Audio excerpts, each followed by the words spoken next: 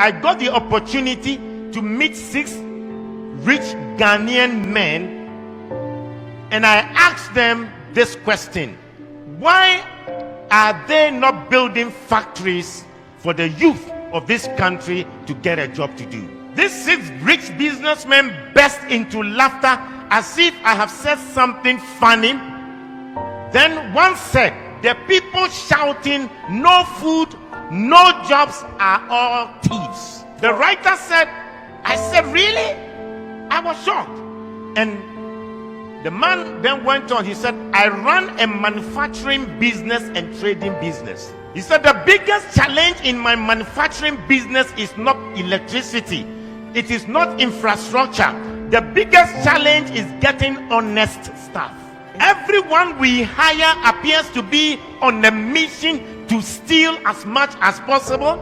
They will inflate invoices, recording less than the actual number of units produced. The worst part of it all is that all the fraud we have uncovered is not done by a single person. It is usually many staff who collude with each other, from the production line to sales to finance and even to top management." The businessman said, "There was a year I overhauled management 3 times. I now use Indian expatriate management. So competent, so honest, and so straightforward. I thought they were expensive at first, with all the visa fees, accommodation, house staff.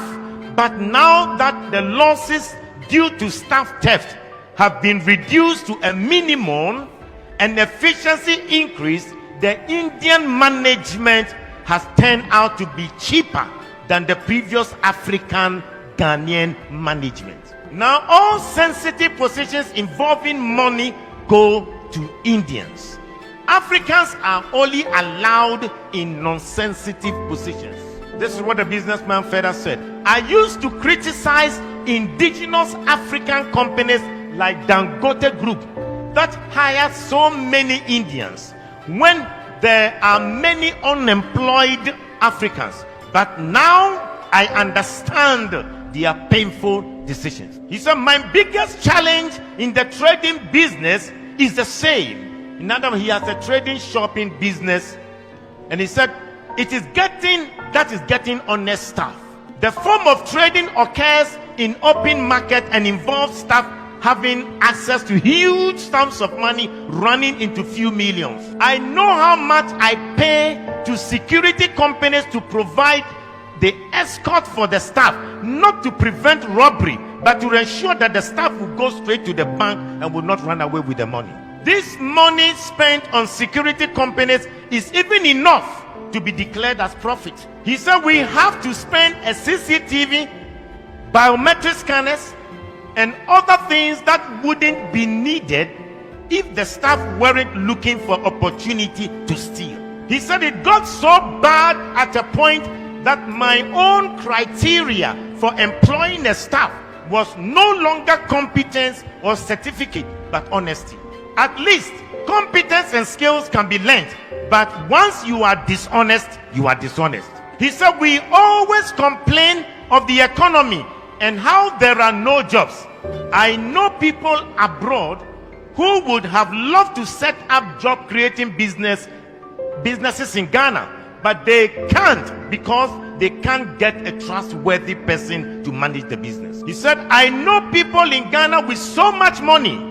They want to start factories and other job creating businesses, but they can't because they are occupied elsewhere and they can't get any trustworthy person to run the business. Instead of investing in the real sector and creating jobs, they would rather buy treasury bills and keep their money than opening a business to employ Ghanaians." He said, "Dangote can open a shop and businesses in every African country in this world, but the problem is that they can't find good people and honest people to manage." He said their biggest problem is top government officials, the dishonesty between government officials that is preventing Africa to become better.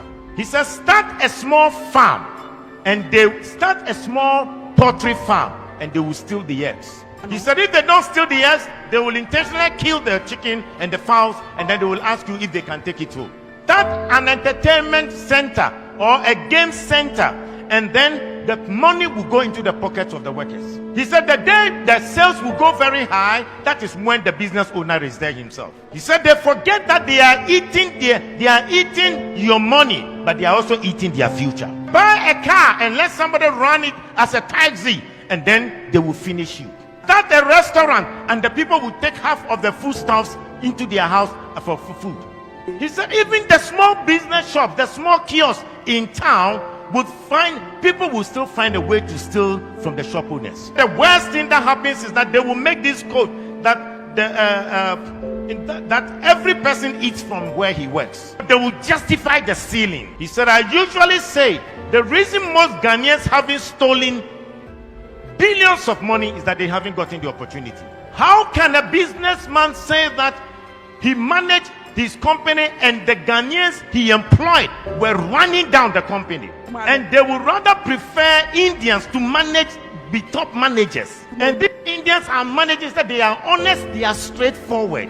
The Indians are not Christians, but most companies in Africa have trusted them because they can run their companies very well. 70% of the population are Christians here in Ghana. 17% or 16% are Muslim. You put that together, over 92% of the people in Ghana are religious. So you ask yourself the question, what is the use of going to church?